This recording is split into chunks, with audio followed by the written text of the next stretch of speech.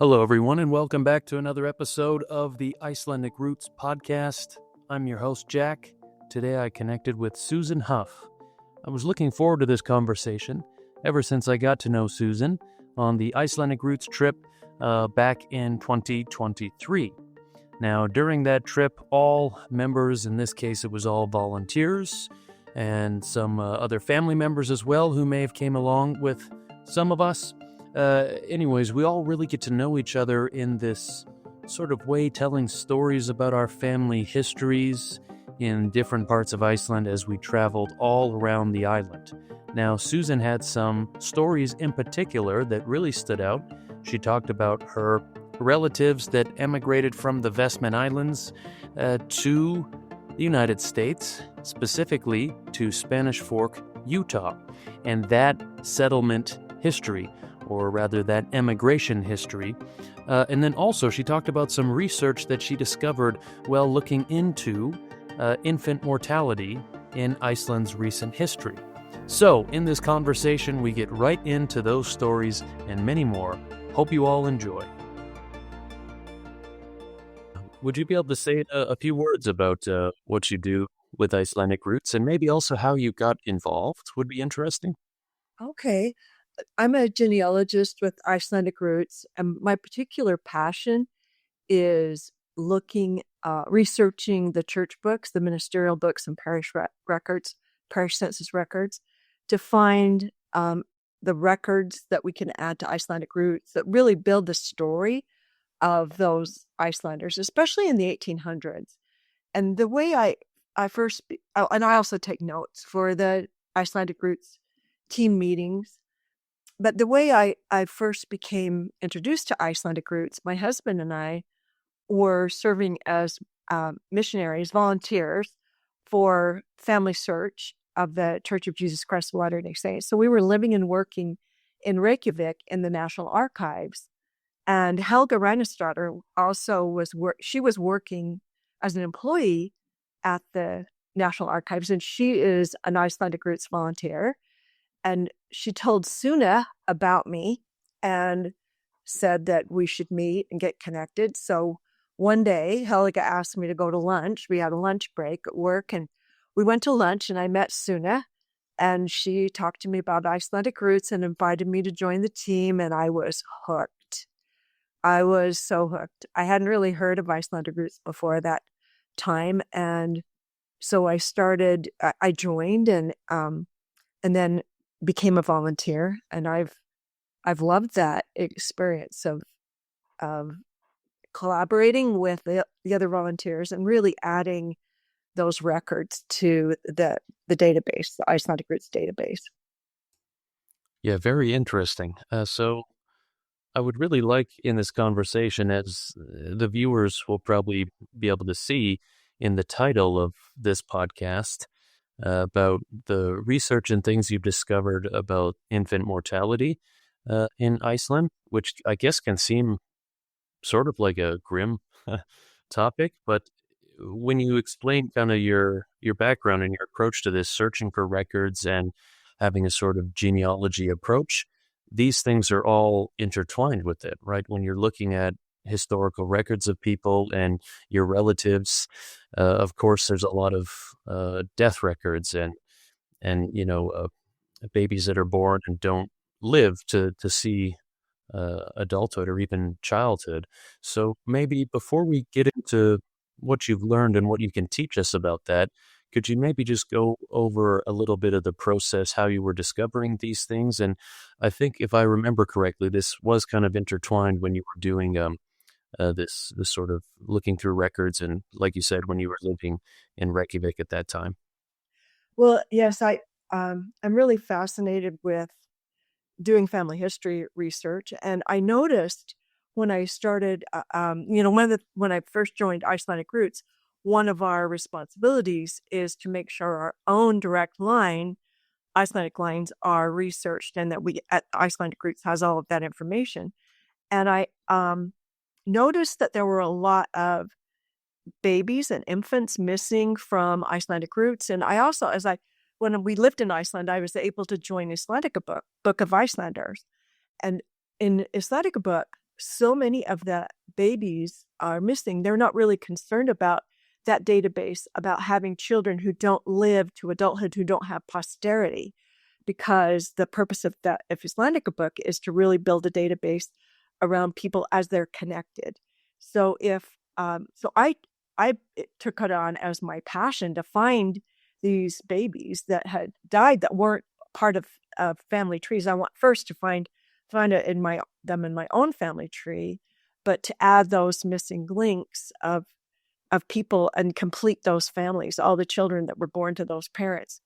And as in the process of doing that, because I was actually holding those records in my hands, those ministerial books that contain the birth and death records, I just became so passionate about those amazing books. And I grew to love them and have such appreciation for all of those Lutheran priests who spent their life, their career recording all of this important information for us to be able to have now. And I love the idea that we were able to make a contribution really by scanning those documents, and anybody throughout the world can have access to the documents I held online through the comfort of your own home. So doing the research is so easy.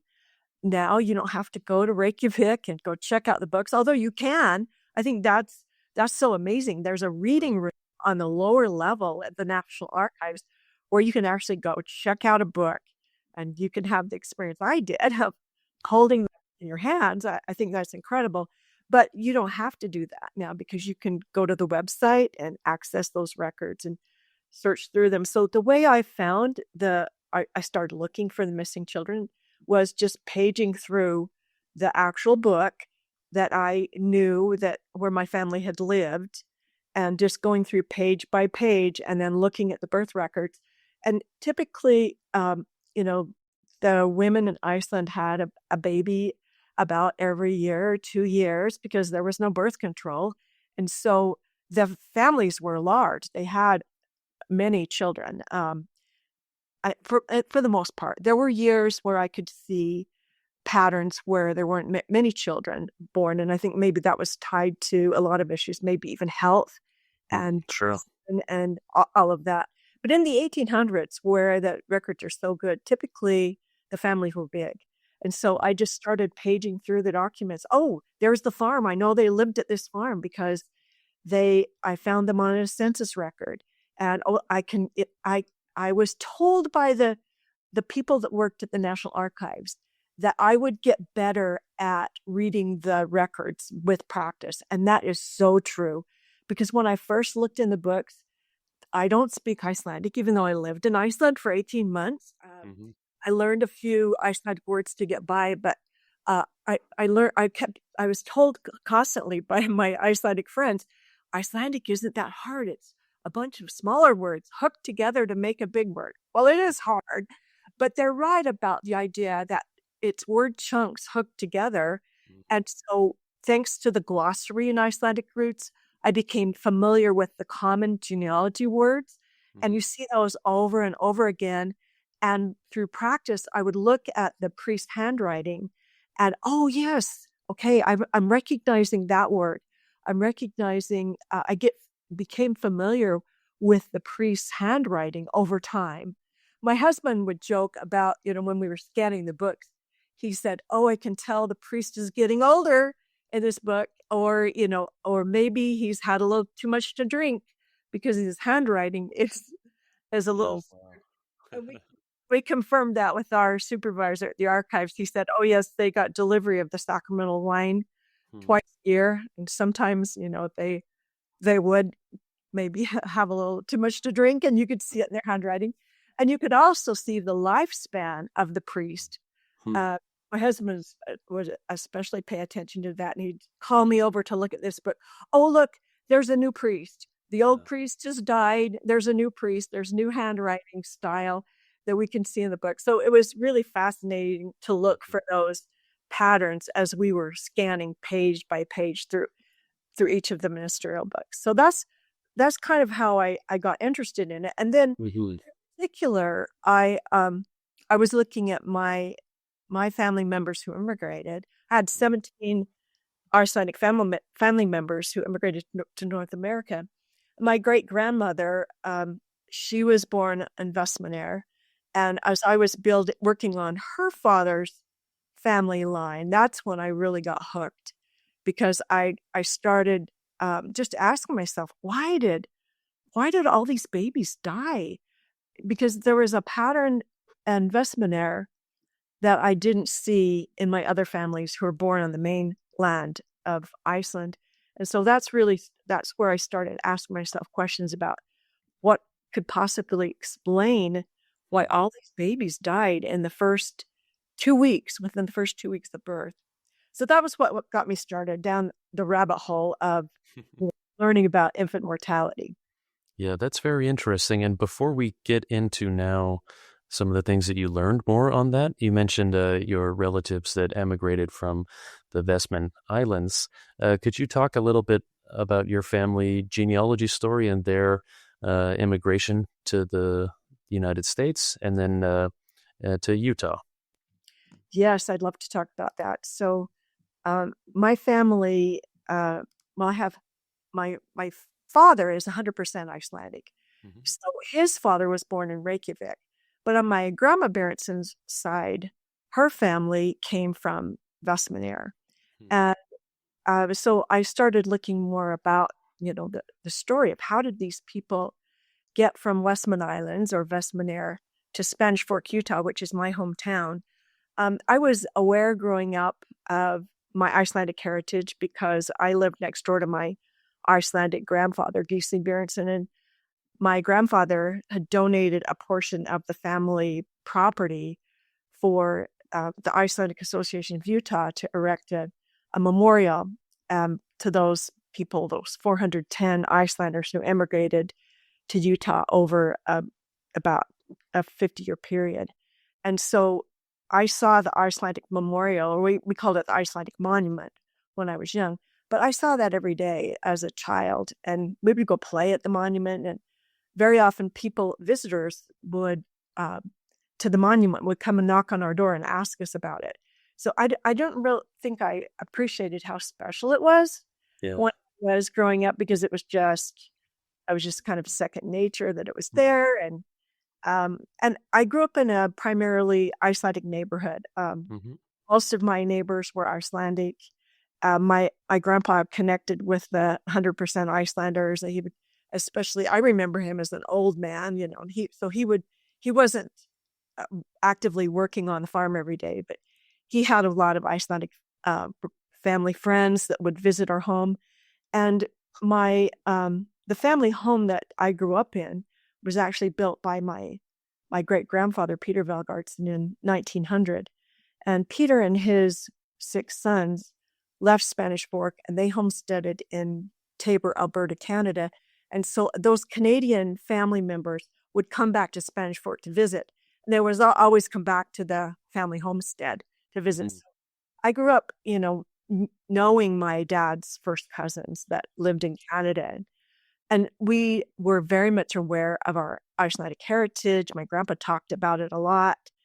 He really instilled in us the idea that we should be proud of our heritage. And I was proud to be an Icelander. And I remember as a child really being our family participating in the Iceland Days that was sponsored by the Icelandic Association of Utah. And I remembered learning as a child about that history of our settlement and asking, my grandpa about the names on the monument and about that. And then as I became older, I was really interested in researching it. So my great-grandmother, she was on my grandma Berentson's side. She was born on Vestmannaeyjar, and Vestmannaeyjar is the place where the Church of Jesus Christ of Latter-day Saints started in Iceland. And so that was kind of the beginning of the church in Iceland. And that was the beginning of my family's story of how they got to Spanish Fork. I don't know. Do you want me to tell you more about that? Yeah, I don't mean to interrupt there, but this is a good. Did that church get started? Was it like how did that get there? Was it through Oh, that's the Danes or? a great question. So Mm-hmm. the church originated in the United States with Mm-hmm. Joseph Smith, but very soon missionaries were sent out to Europe, and there were some missionaries sent to Denmark, and two young men in 1854, they were apprenticing from Vestmannaeyjar. They went to Copenhagen in Denmark to apprentice. Um, and while they were there, they met Mormon missionaries. And so the um, Guthmundur Guthmundsson and Thorin Haflidsson were the two young men from Westman Islands. And they were friends. They knew each other before they went to Copenhagen. Guthmundur was apprenticing as a goldsmith, and Thorin was apprenticing as a cabinet maker. And they heard the missionaries preach, or Thorin did, and he invited Guthmundur to come and hear the message. And they were both converted and were baptized in Copenhagen. And then when they went back to Vestmannaeyjar, they started teaching people about the things that they had learned. And they it was really hard for them. There was a lot of persecution, and they had to be very careful about how they taught people. They had to teach people privately. And even now, the tide pools off Vestmannaeyjar are still referred to as Mormon ponds, because that's where people were baptized early on. Oh. That it was a secluded area. In fact, if you go to Westman Island, Mm-hmm. and you walk, you can go out to the golf course. There's a parking lot near the golf course, and you just walk along the edge of the ocean.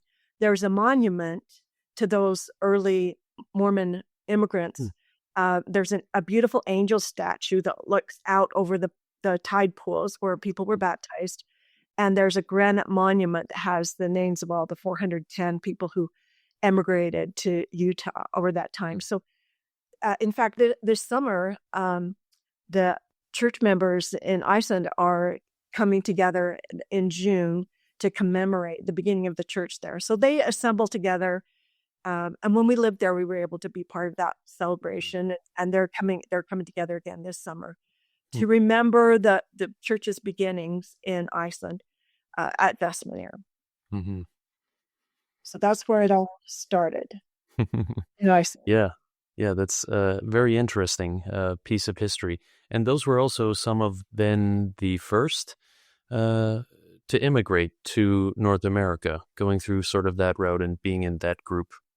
Yes, there was a lot of persecution of early converts. The local priest and the sheriff were best friends, and they worked together to make it really uncomfortable for people as they joined the church. And it was there were only 450 people who lived on the island, and over a short period of time, more than half of them left. And so even when I went back and visited Vestmannaeyjar for the first time in 2012, my cousins there wanted to know what happened to us.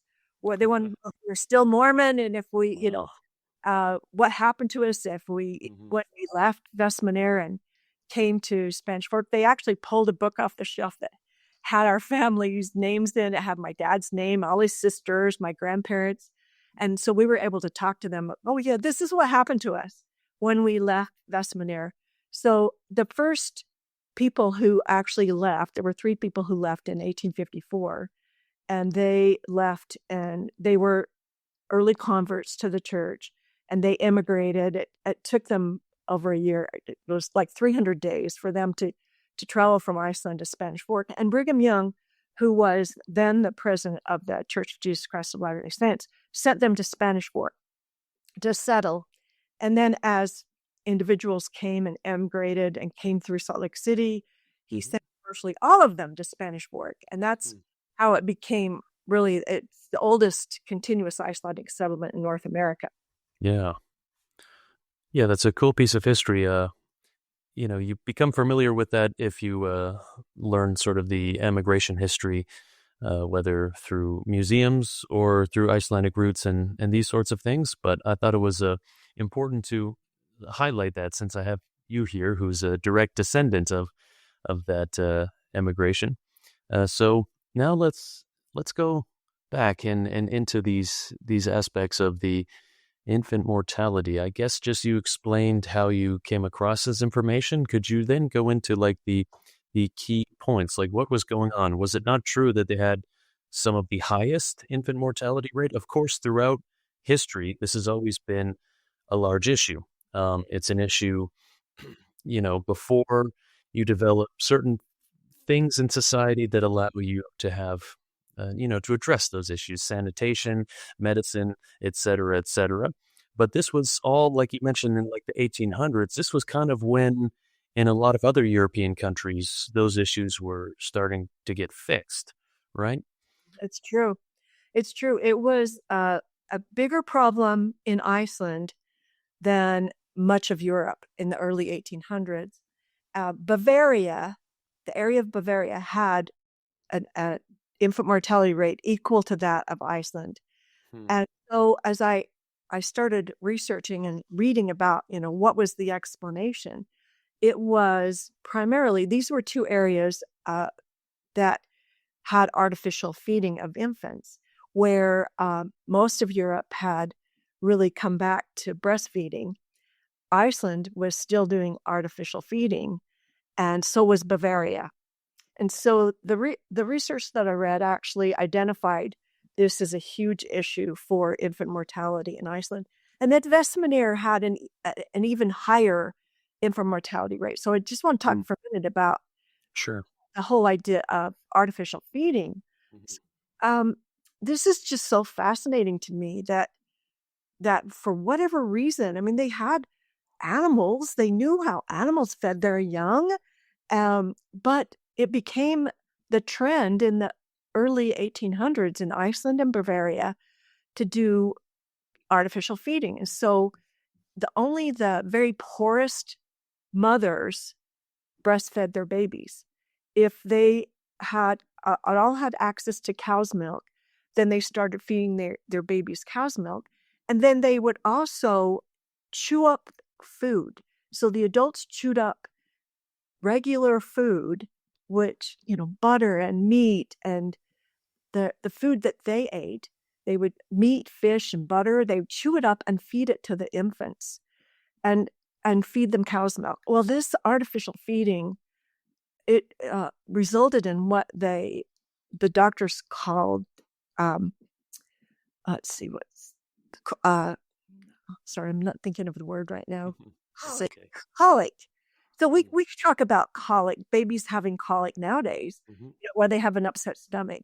But this was a little bit more serious colic, because the colic that they were described, this artificial feeding caused intestinal obstruction, and the babies' bellies would have inflammation, and the babies got diarrhea, which led to dehydration and then often death.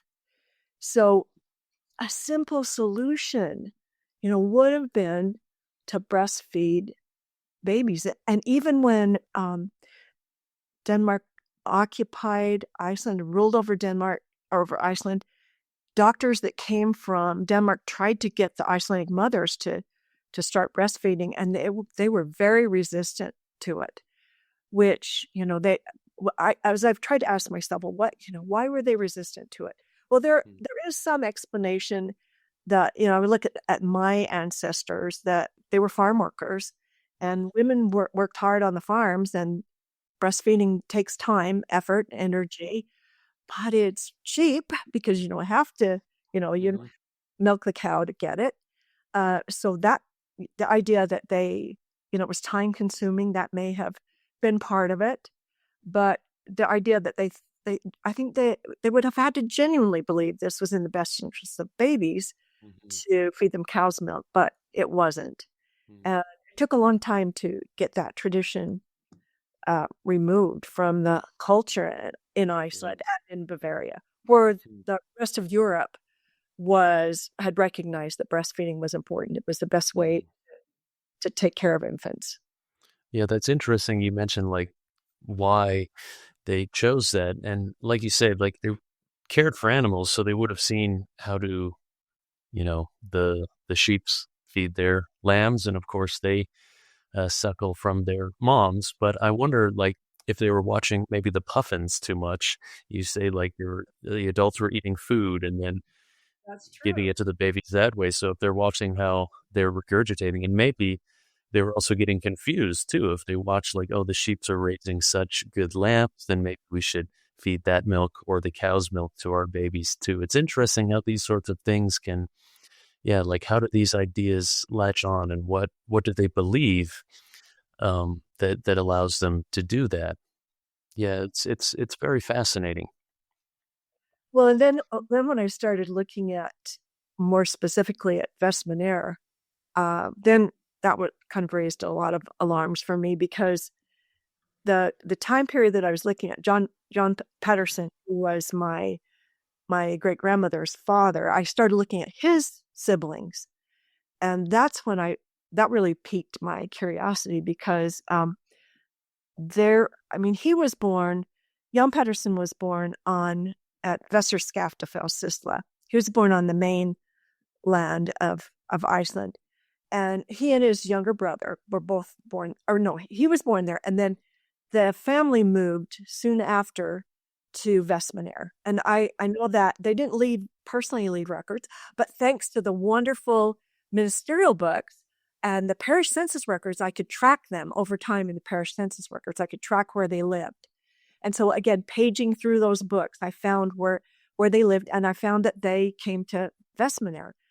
And I know that John was a fisherman, and that was the primary industry at Vestmannaeyjar. It was a fishing village, and I know he was a fisherman because he died at sea. I found his death record, and he died like so many of the men in Iceland who were fishermen. It was a very dangerous job to be a fisherman, but it provided and sustained the people that were there. Vestmannaeyjar didn't have trees. It's rocky, part of an archipelago. So fish was the primary source of sustaining their living. And they would dry the fish, they would eat the fish, and also birds were really important to them.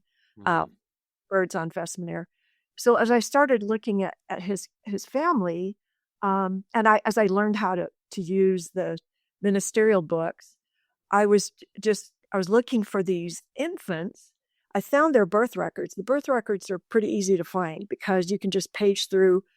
The birth records are in the beginning of the ministerial books, and I could look for the house because in Vestmannaeyjar they lived in a house, not particularly a farm, because it was a village.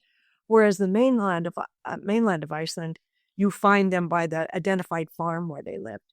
So I knew the house where they lived, and so I was looking through, and I found all the birth records and was able to add those names to Icelandic roots. But then I became really curious about wanting to find their death records because we try to enter the death dates, into Icelandic roots as well. So I started paging through the death records. They're a little bit more challenging to read because the birth record has the names of the parents, has the godparents, has the farm where they're born. It's easy to triangulate and say, oh yeah, this person belongs in this family.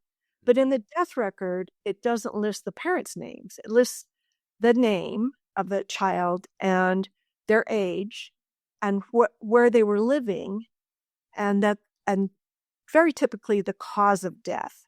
Which, because I didn't read Icelandic, I had to dig in and kind of figure that out. But on Vestmannaeyjar, it was because I could find the house name and the child's name and how old they were, how many months or days they were old.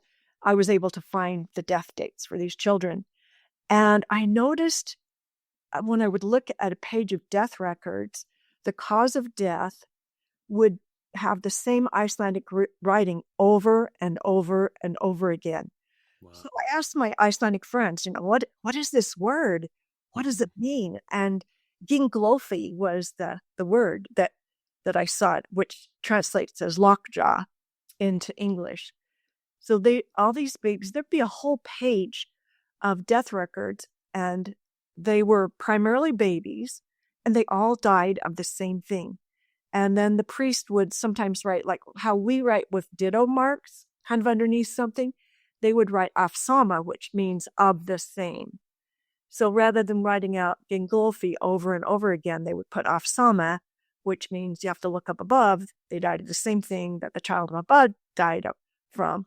And that in that journey, I found that the next 6 children born to this couple on Vestmannaeyjar all died of Gengolfi or lockjaw, tetanus, and they all died within the first 2 weeks of birth. So that got me even more curious.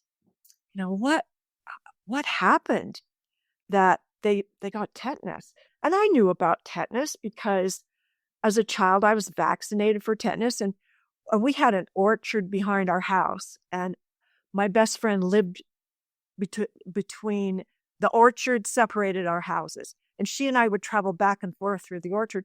And it was owned by an old Icelandic woman who had left the area, and the orchard was overgrown. And one day I was walking through the orchard barefoot, and I stepped on a rusty nail. Mm-hmm. You know the story. So my mom took me to the doctor, and I had to get a tetanus shot because, make sure my tetanus was updated. So mom, she had worked as a nurse in her younger years, and she scared me about tetanus. You can get lockjaw. You have to clean the wound, and you have to have this vaccine. So I was aware of what tetanus was, and mm-hmm. I was taught as a child to be afraid of it. I was curious about, babies didn't step on a rusty nail like I did as a child. So how did they get tetanus? And so asking those questions then started me again down the rabbit hole to find answers to that question. And so what was the reasoning? Oh, this is just so fascinating. So I mentioned before that because Iceland was ruled by Denmark, mm-hmm.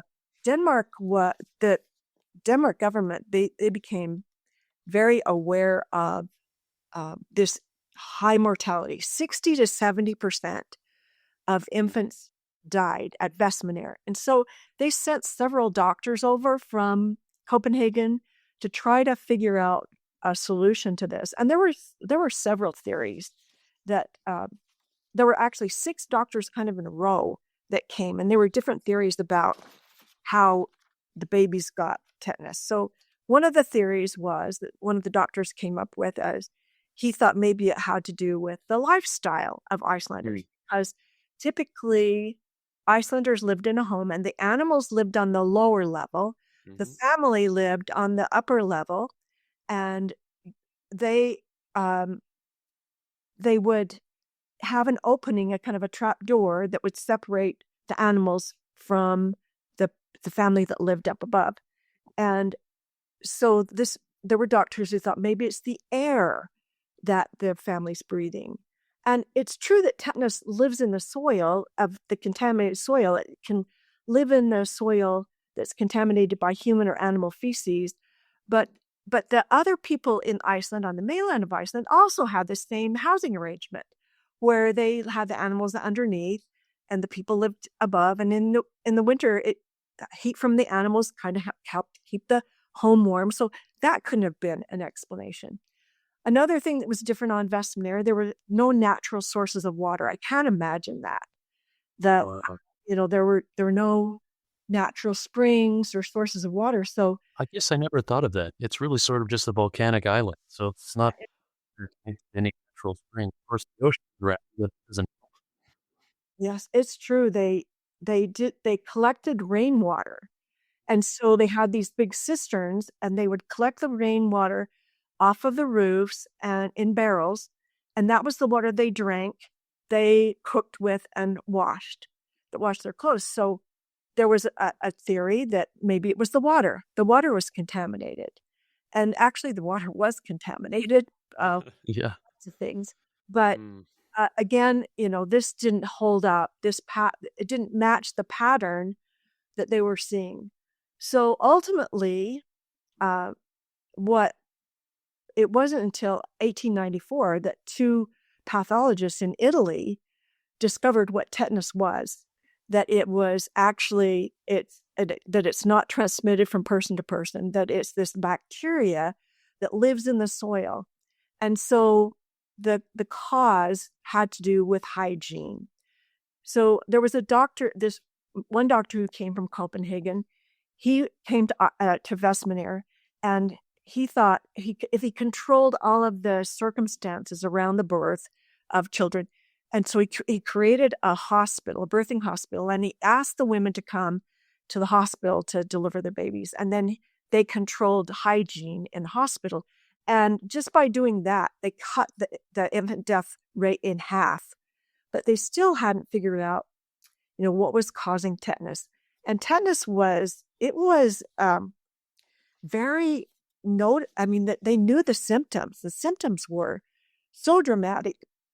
The babies would have facial contractions, and then they wouldn't be able to get nourishment.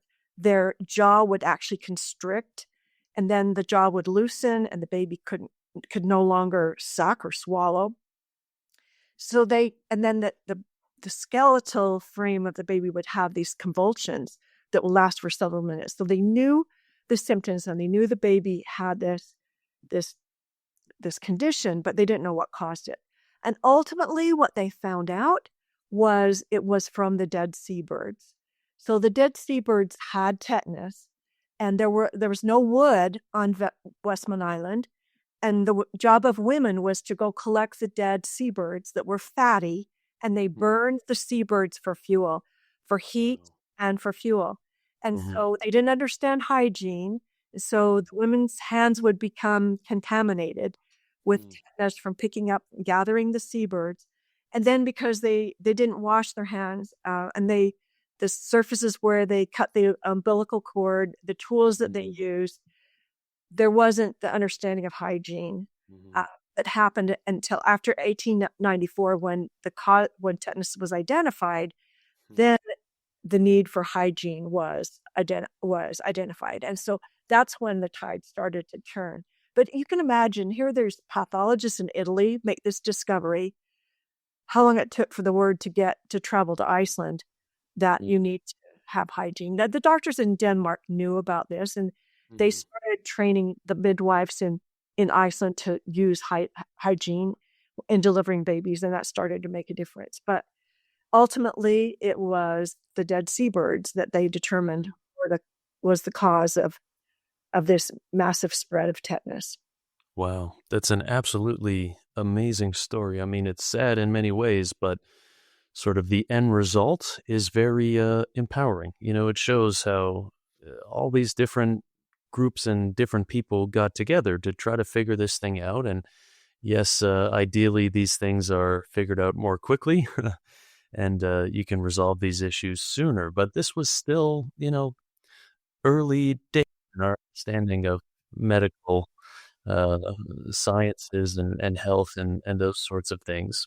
But it is getting to be closer and closer to the modern day. Once you get to the late 1800s, I mean, that's getting very close to like our grandparents' generation, and that's not so far off. And it makes you realize like just how far we've come in a relatively short amount of time. And I think it's really, really important to remember these sorts of stories. I agree. And one of the articles I read said that it wasn't until around 1920 that it became safe for infants born in Iceland. I mean, that's recent history. And it wasn't until 1924 that a vaccine was developed for tetanus. And it was used widely in World War II to treat battle wounds of soldiers in World War II, because it was a danger from war wounds to get tetanus. So this is recent history. I know I'm older than you, John, Jack, sorry. It's recent history. Well, and speaking of that, I was fascinated to find out that in less developed countries, tetanus is still a huge cause of infant mortality. Yeah, no, this reminds me a lot. During our trip, we went to the tuberculosis museum. Wasn't that And amazing?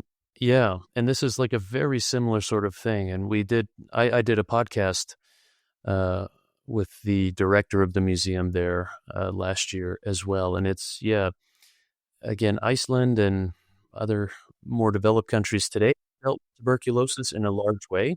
But then you do realize, exactly as you say, in the underdeveloped countries, tuberculosis is still something that is like really deadly and contagious and out there in the world. And, it still is affecting people. So these things, it's like history, we get caught up with, say, in this example, like European and North American history, and we learn how we've dealt with these different things and improved living standards. But we forget that history does not move equally. And there's these other places in the world that are, not to say they're backwards or underdeveloped per se, but they're just not at that same level of medical advancement. And these are also important things to remember. Stuff that we're talking about now that is our relatives' history is people in other parts of the world. It is their current history in some ways. They're their current life that they have to deal with.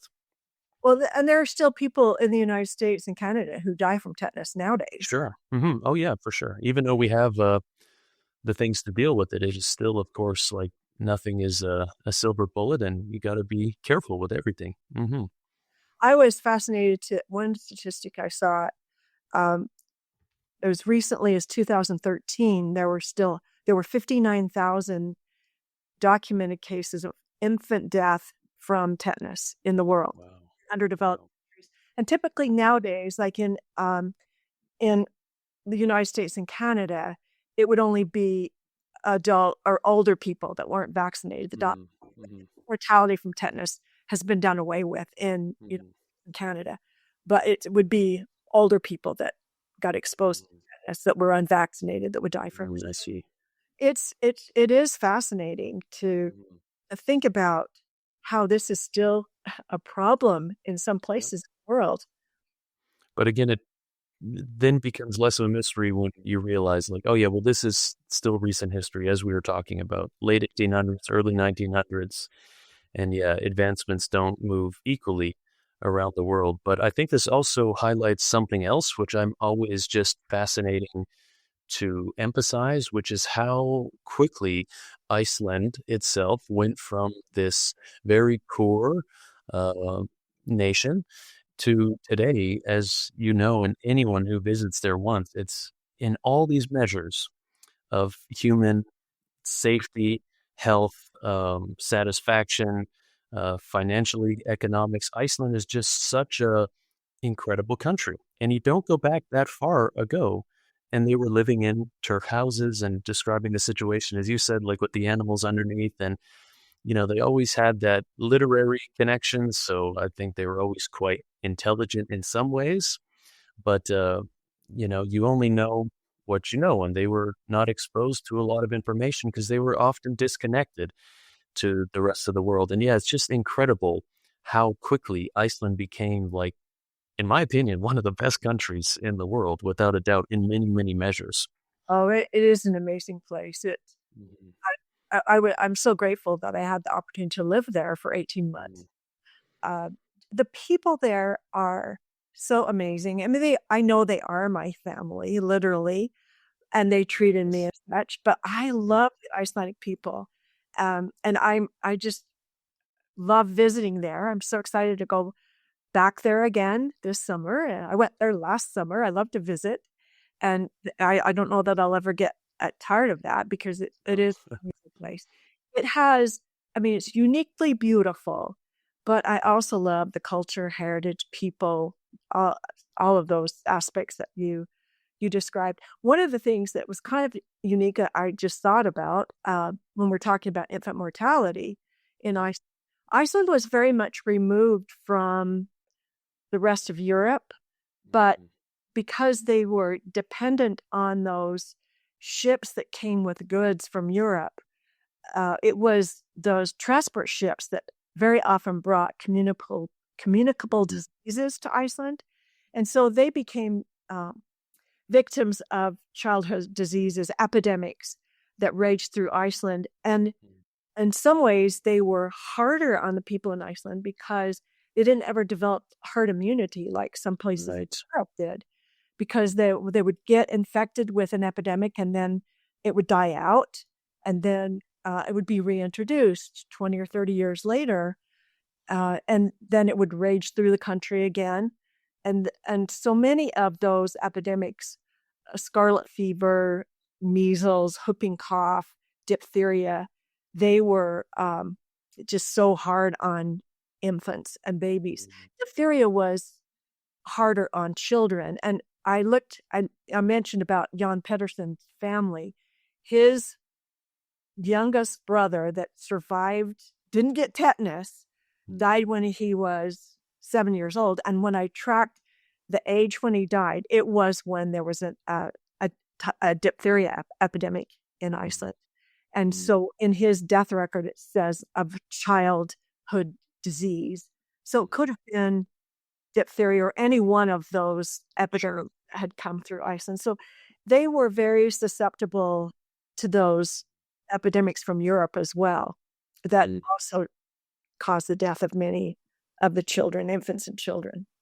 So That whole aspect of being an isolated island can be beneficial if you are isolated so that you don't get these diseases that spread in the mainland. But then if you do get it, then you can be, like you say, in a worse position because you haven't been exposed and you haven't had a time to build any sort of an immunity. And that's like highlights. We think about today's world as being so interconnected, which it totally is. And there was the one United Nations talk that Thordis, I forget her last name, who was like someone in some governmental position, gave the speech on behalf of Iceland. And she said a quote that I really love, which is that no nation is an island, even nations that are actually islands like Iceland. And it just highlights that everything is so connected today, but it was back then too, 100 years ago, 200 years ago, 300, 400, all throughout the time. There were ships trading and everything was, this interconnected world is not new per se. It's just getting more and more connected, but it's been going on for a long time of our sort of, globalization or whatever you want to say. I find it very fascinating to think about. I agree. Mm-hmm. Are you familiar at all with, I've found it now online as called child exposure. But I was having a discussion with Mark Peterson just the other day, which will be the podcast before this one. And we were talking afterwards, and he was talking about it was a pagan practice, which was then slowly kind of done away with when Christianity came to Iceland. So this is really, really early days of people living in Iceland. And he was calling it, I think, child wasting, which is just a horrible term. But it was this pagan practice, and I guess it must have came from the Old Norse, like the Viking days before Iceland was settled even. But it was, if you had it was a form of birth control, essentially. Like you had your farm, you had your family unit, and if you had a baby and you said, well, this is too many, like we can't afford to raise another baby, then you would take it and you would leave it in a field or in the wilderness. And, it was a horrible way, but just a practice that they had to do away with, an extra child in your family that you couldn't care for. And so that was, I guess, somewhat regulated. Like if you were doing that and it was your only child, then you would be punished because it's like, you are able to raise that child. But if you were doing it after having 5 kids or something like that, then it was actually encouraged. And that's what you were supposed to do, this child exposure or child wasting practice. And yeah, as you can imagine, when Christianity was being introduced, they said, you cannot have this pagan belief anymore. But I do find it fascinating. Again, these are really ancient people, so I don't want to judge them too much. Like I kind of understand the approach that they would have to that. But that was also an interesting thing. Out of all the history of Iceland, I had never heard of that piece before either. Not heard of it. But Christianity was introduced, I believe it was in 1000. Yeah. So not long after Iceland was settled. Yeah, they've been a Christian nation for a very long time. What Mhm. what I saw a pattern that when parents couldn't care for their children, and it's easier to look at the records, and I've looked back as early as there are some records from 1700s that I've been able to read, but primarily the records in the 1800s are the ones that are most easily accessed. But what parents would do if they couldn't take care of a child, they would become a ward of the sisla or the parish, and then they would be put up kind of for bid. Like the lowest bidder would of a farmer would agree to take this child into their home and raise them. It was a really hard life for Mhm. those children. I found that when I had one of my ancestors was born up in Akureyri, Mhm. and the mother died early on, and the father, he's a farm worker. He couldn't take care of the children. The children were put out on different farms to work, and I found like the 9-year-old boy, his designation was light boy, which means he had light duty on the farm. But he was expected to work as a child for his lodging and food. So yeah, I'm grateful that that practice was done away with Yes. you described that pagan practice. So Mhm. they didn't have a structured way to take care of children that parents couldn't provide for. I Mhm. don't think it was an easy life for those children. I was fun to track that particular family, and then ultimately, so the area around Akureyri was devastated from a volcanic eruption that killed the crops, the animals died, and then I tracked on the census record. The father ultimately came to Reykjavik and settled, and then his daughter, that's my direct line ancestor, she was finally able to come back and connect with her father when she was 28 years old. I found her on a census record in Reykjavik.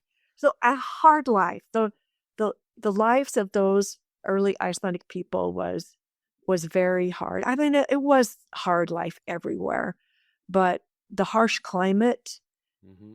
volcanic eruptions, the limited access, I mean, the short growing season, all of those things Mhm. made life very challenging for our ancestors. Yeah, certainly so. And then you fast forward a little bit of time. Now you're in the modern era, and people go to Iceland to relax and to go to the spa, and it's the easiest lifestyle there, and it's healthy food, and it's all good. It's really amazing how these things change over time. Oh, I love the Icelandic dairy products. I mean, they're Hmm. Icelandic ice cream, cheese, milk. Oh, so Hmm. amazing. Yeah, you're Hmm. right. It is a great place to partake of delicious food. Yes. Well, we can start to wrap up this conversation. Was there any threads to anything that we skipped over that you have to get out before we wrap up? I don't think so. I think just the idea that I guess I'd say one thing, as a parent, as I was researching through the records, I just had Mhm. so much empathy for Yeah. those parents, thinking about how horrible it would be to witness Mhm. this mom, my ancestor, witness 6 babies in a row that Wow. had tetanus, and just the symptoms were so dramatic and harsh, and just losing one baby after another, 6 times. I can't imagine what those families went through. I Mhm. just have so much empathy and sorrow for them, and in turn love for them, Mhm. because I think my part, what can I do as your descendant?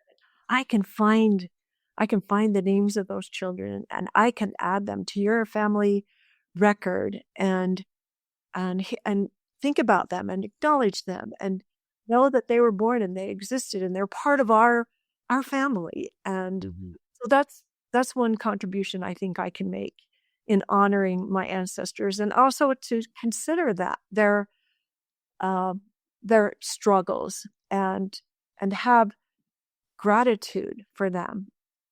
So that's what another thing I love about history is Yeah, very, connecting. very beautifully said. Hmm. Now, finally, then, what are you looking forward to for the upcoming Icelandic route? And that's great. I didn't realize that you were going on the next trip as well, which is at the end of the summer this year, 2025. And it should be interesting because it's now opened up in a similar, pretty much the same trip, but a different bus, as far as I understand, to people who are not volunteers with Icelandic Roots. So it's a bigger opportunity this year. What are you looking forward with that? And is there any questions that you have? Is there still anything that you're looking for when you go to Iceland, when you go on these group trips? Is there any information or something that you're still trying to learn with these trips, or is it just mainly for that connection and enjoyment? Well, since you brought up the trip, I just want to put a plug in. There's still space available on the Icelandic Roots members bus. So if you're interested in going on this trip, there's a volunteers bus and a members bus. So the volunteers bus is full, but the members bus still has some vacancy on it. So if you're interested in going, then it's not too late to join that group. I'm excited to go to the Snæfellsnes Peninsula. We're going on that place on this trip. When I lived in Reykjavik, from Reykjavik, if it's a clear day, you can see the volcano across the ocean on the Snæfellsnes Peninsula. It has to be clear, but you can see it kind of poking through the clouds, and so I'm used to looking at that peninsula. I would look at it when it was a clear day and wonder about it. And there's some of my family story connected to that, where my great grandmother she lived in Dallas, Sicily, near there, and some of our family story that I learned when I was living in Iceland. So I'm excited about the opportunity to go there and see where my great grandmother had her brothers row her across the fjord so she could catch a boat to come down to Reykjavik, and then from Reykjavik she emigrated to the United States. And the thing I know is going to happen is I'm going to learn new things that I wasn't even wondering about. That's what I'm excited about. I love learning from the other people on the trip, and I love the port ceremonies where we get to meet with the local Icelandic people there. So I know I'm going to learn new things, even though I've visited many times, and I'm going to renew friendships and make new friends. That's what I'm looking forward to. So I'm very excited about going to Iceland again. As am I. That's a wonderful place to wrap up. Thank you very much, Susan, for doing this. This was a very enlightening conversation. My pleasure.